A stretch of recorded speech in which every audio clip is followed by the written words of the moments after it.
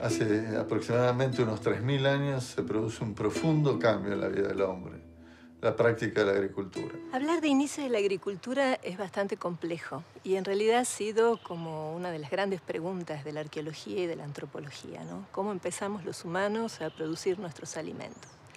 Detrás de esa pregunta de buscar cómo empezamos, nos centramos mucho en buscar el momento inicial. Y hoy por hoy no diríamos que existe ese momento. O sea, la agricultura es un proceso complejo que empieza antes con el cultivo. Y para cultivar la gente no necesariamente tenía que tener plantas domesticadas. Las plantas estaban cerca de sus casas, las iban conociendo, mucha observación, muchos años de transmitir ese conocimiento observado. Y con el tiempo sí llegamos en distintas especies y en distintos lugares del mundo y en distintos momentos de la historia de la humanidad a decir que tenemos plantas domesticadas y por lo tanto un inicio de la agricultura. Los cazadores-recolectores que además han subsistido en distintas épocas, ¿no? O sea, no es tampoco un periodo, un momento donde se da eso como una situación pristina, han cultivado también sus plantas con esto que decía, ¿no? O sea, conociendo los ciclos reproductivos de las plantas y acercándolos a sus jardines, a sus lugares, a sus entornos. Ahora, para que el ciclo reproductivo de la planta se dé año tras año de manera que realmente pueda sostener una población, es necesario ya estar en el lugar cuidándola. Y por lo tanto, para un cazador-recolector, que generalmente tiene una economía muy móvil, van más bien detrás de las presas, esto se complica. Entonces, en general, digamos, cuando ya está establecida la agricultura, la gente también está establecida en un lugar.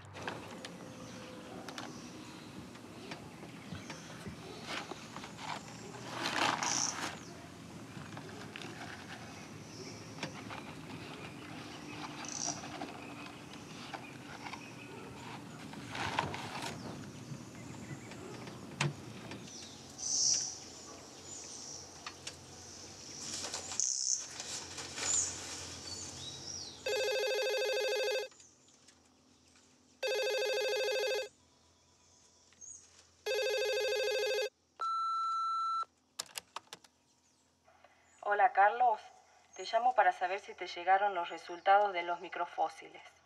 Donde están los campos de cultivo hay bastante almidón de quinoa y silicofitolitos también. En donde deberían estar los canales de riego hay bastante diatomea. Tené a mano los resultados de los cuchillos de piedra y lo de los tallos de quinoa, así podés fijarte en todo al mismo tiempo. Bueno, nos hablamos luego. Chao. La agricultura implicó una fuerte inversión de trabajo durante todo el ciclo agrícola. Esto llevó a la necesidad que una parte de la familia residiera durante todo este ciclo en un mismo sitio. Esto de alguna forma fue el origen del sedentarismo. ¿Cuál es la característica de una planta domesticada? Que depende del ser humano para su reproducción. Eso igual es un espectro, porque hay plantas que dependen más y otras que dependen menos. Cuando el ser humano pasa a cultivar está atado a un espacio físico, por lo menos en el tiempo de crecimiento de ese cultivo.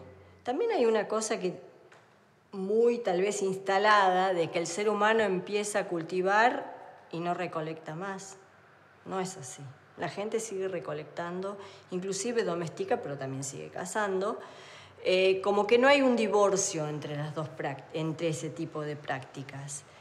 ¿Qué pasa? Cuando el ser humano ya reside en un solo lugar, entonces puede apropiarse o hacer uso de tecnologías que seguramente ya conocía de antes, pero que no le eran funcionales porque tenía que estar moviéndose. Una de ellas es la cerámica. Otra de las tecnologías que surge con ya la vivienda residiendo en aldeas es el tejido. Y la tercera es la metalurgia. Las aldeas en el noroeste nosotros no sabemos si realmente hubo un proceso propio desde el cultivo hasta las aldeas, si los grupos cazadores de la región adoptaron el cultivo y la vida en aldeas de otros grupos, o si directamente fueron grupos que vinieron de otro lado, ya con esas prácticas de la residencia en aldea, ya con el cultivo establecido en el seno de su sociedad. La aptitud de los suelos para desarrollar determinados cultivos, la presencia de fuentes de agua cercana para desarrollar los sistemas de riego, fueron dos condiciones importantes para la selección de los sitios de asentamiento. La agricultura requirió, en lugares con bajas precipitaciones o faldeos de cerro con mucha pendiente, la realización de ciertos tipos de construcciones. De esta manera, el impacto de estas obras va creando un paisaje agrícola, donde aldeas, caseríos, puestos denotan distintas formas del asentamiento humano. ¿Por qué cultivaban alto en la montaña, por ejemplo, a 3.100 metros sobre el nivel del mar en Catamarca, cuando ahora se cultiva mucho más abajo, en ambientes más bajos? ¿Habrá llovido más antes? Las respuestas llevan un poco también a eso. Ha habido fluctuaciones climáticas que han hecho que fueran posibles algunas cosas y otras no.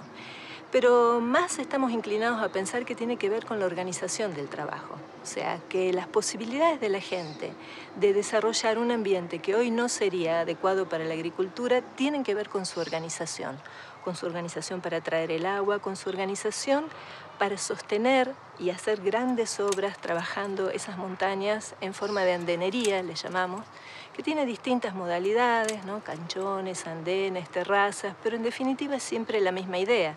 Es hacer una pared para sostener el suelo, para que el suelo bueno se mantenga y para poderlo fertilizar. Esto lo vemos desde momentos muy tempranos en el noroeste argentino. Para lo que esperábamos, realmente estamos como entusiasmados del uso del suelo, de las técnicas de uso del suelo desde momentos muy tempranos. Una, por ejemplo, es la rotación de cultivos. O sea, los cultivos se sabe que van agotando la tierra porque van extrayendo la alimentación, el sustento que necesitan. Pero distintos cultivos necesitan distintas cosas. Entonces, una de las formas de manejar el suelo para que no se agote es rotando cultivos. Y esto lo encontramos desde casi los primeros agricultores. Otra de las formas es abonando, que también ha sido siempre una pregunta para nosotros. ¿Será que abonaban el suelo o será que abandonaban los campos una vez que el suelo no producía más? Bueno, encontramos las dos soluciones. O sea, es como que es una cosa bastante innovativa y creadora, ¿no? Todo eso no puede haber venido como un paquete tecnológico de otro lugar. Así que ese tipo de cuestiones que realmente son de un desarrollo tecnológico y científico, digamos, ¿no? Porque eso es la ciencia, es buscar respuestas a problemas e irlos resolviendo con observación y con experimentación. Son realmente muy interesantes.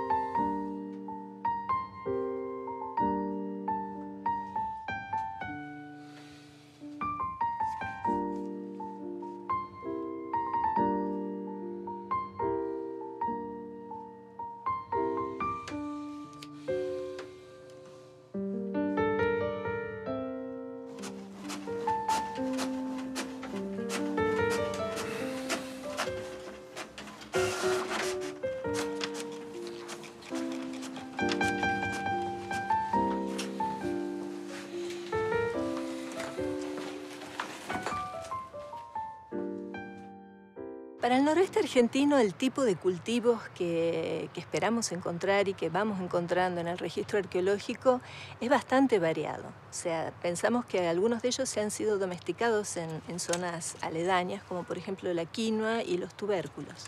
Esto porque también existen en la zona las poblaciones silvestres de las plantas que después dan origen a lo que hoy llamamos, por ejemplo, quinoa y papa.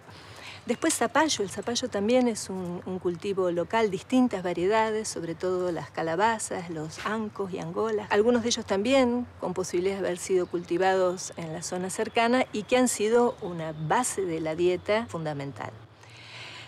Otras plantas se han ido perdiendo. Porque la conquista de América supuso en realidad un reemplazo de ciertas poblaciones de vegetales cultivados. Y también los porotos han sido cosechados como cosecha salvaje, que le llamamos, o sea, en el momento en que la planta es silvestre. Después hay un momento de transición que tiene características que muestran que ya está siendo manejada por la población humana con mucha más cuidados, y después hay variedades de porotos claramente domesticados. Y el maní. El maní es otro de los cultivos que es importante. Nos resulta bastante más difícil encontrarlo en algunas zonas, pero hay una fuerte posibilidad de que haya sido domesticado en la zona. La visibilidad actual que tienen las construcciones agrícolas y la función que uno infiere luego de estudiarlas nos indican el profundo conocimiento que tenían sus creadores.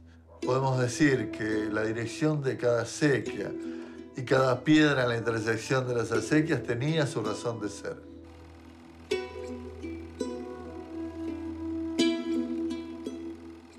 Cultivar en los Andes no es fácil, porque tiene, digamos, desde lo climático es muy imprevisible en líneas generales. Con grandes cambios, en la altura tiene riesgo de helada, tiene riesgo de granizo y sequía. Sin embargo, en la agricultura andina hay una larga historia entre los pueblos agrícolas de observación de fenómenos climáticos. Y eso es un conocimiento ancestral que existe para prever el clima. Entonces, según cómo vienen determinados indicadores, pueden saber si ese año llueve más temprano o llueve más tarde, o va a ser un año seco, un año llovedor. Entonces ellos, digamos, miran el cielo, los vientos, los pájaros, los animales, la floración, un montón de cosas del ambiente, y eso que mirando la naturaleza, pero son siglos de observación. Al conocimiento acumulado por cada colectivo social, por observación y experimentación, se le agregaba la circulación de conocimientos que existía entre las distintas comunidades. Particularmente en el área centro-sur andina, esta red de intercambio de información aseguraba la coparticipación de los conocimientos por cada comunidad. El ejemplo típico sería el caso de las variedades de maíz introducidas por el Imperio Incaico.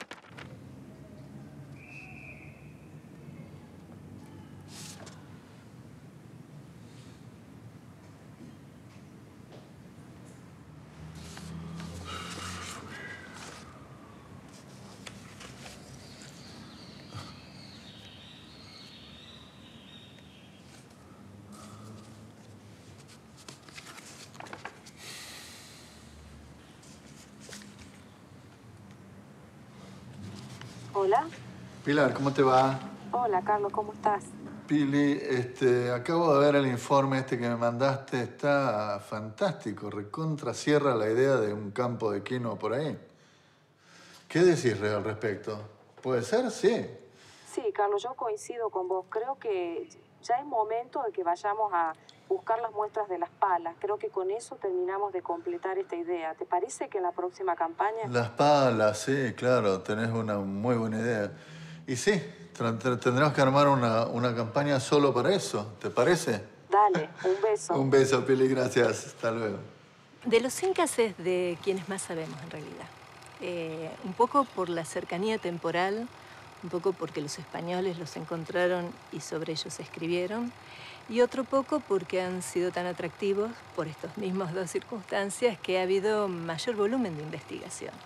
Entonces, muchas veces tendemos a pensar de que casi todo lo del mundo andino lo han hecho los incas, lo cual no es real. Es más, los incas han estado muy poco tiempo, así que seguramente se han apropiado de conocimientos, tecnologías y relaciones sociales que existían antes, de paisajes que existían antes. Y entre ellos la agricultura. Nosotros tendíamos a pensar que, por ejemplo, la llegada de los incas al noroeste argentino era la llegada de los andenes, de los grandes andenes. Y hoy sabemos que no es así, o sea, son pocos los lugares donde podemos decir estos andenes son incas. En general había andenes antes. Lo mismo las obras de riego, lo mismo ciertos cultivos como el maíz.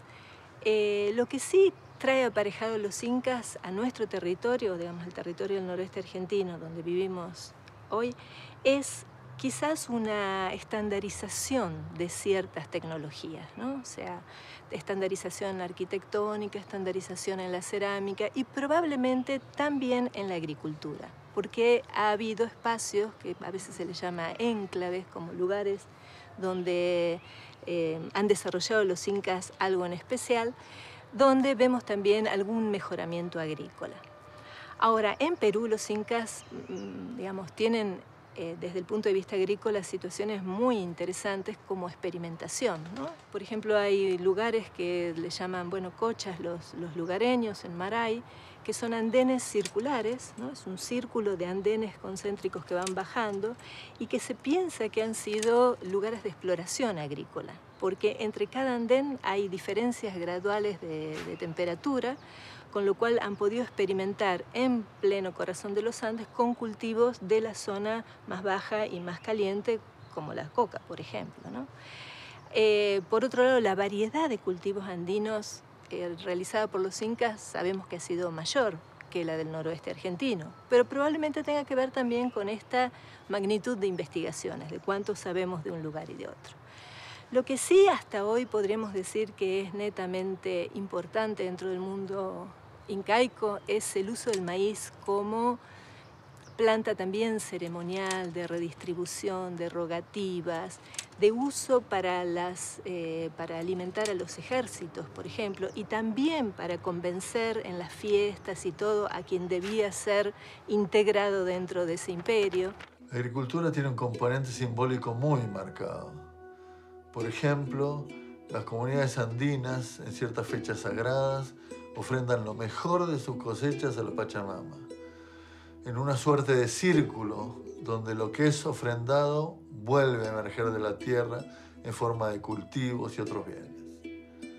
Dentro de estas ofrendas hay una que tiene un valor energético y simbólico muy particular: la coca. En el área andina no hay una división entre lo sagrado y lo profano, entre lo utilitario y lo ceremonial, sino que todo está entretejido, es parte de una misma realidad y no se puede dividir. Para hacer tal cultivo necesito hacer tales prácticas, para ir a tal lado, tales otras, etc. Es una cosa como que está incorporada y no es una cosa que podemos dividir entre uno y otro. El culto y lo otro, sino que está todo entretejido. Respecto al cultivo, sí hay, por ejemplo, en los productos agrícolas, algunos vegetales particulares que se consideran como de buena suerte o sagrados, etc. Por ejemplo, cuando un maíz sobre el mar lo genera otros chiquititos pegados, que a veces ocurre, eso se llama mamasara. Sara es el nombre del maíz en quichua, que es como la madre del maíz, y eso es como algo, yo no digo de culto, pero sí algo que se tiene como de buena suerte. Y también de la misma manera en las papas.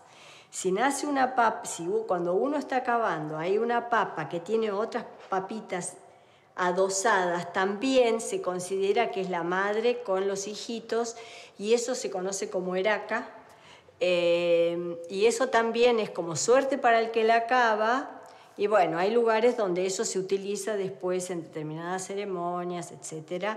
La papa esa, que además es como de buena suerte para el que lo cava. porque es bueno como el multiplico, digamos, en determinado vegetal. Así que eso sí son cosas consideradas dentro del contexto agrícola como algo especial.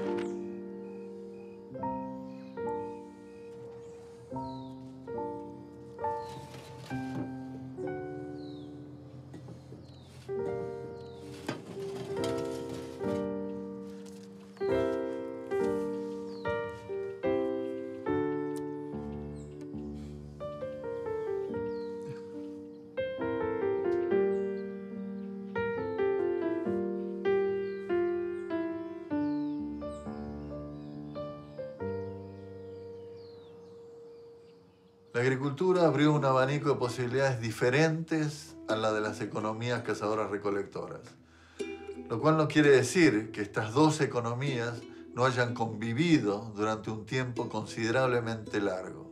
La agricultura no solo cambió la vida del hombre, llevándolo a situaciones de sedentarismo, por ejemplo, sino que también sus construcciones impactaron en el paisaje, transformando la fisonomía de valles, quebradas y cerros, modificando el medio ambiente en favor de las necesidades humanas. En muchas regiones de las tierras altas andinas, el conocimiento alcanzado por los pueblos originarios en torno a las prácticas agrícolas aún sigue vigente.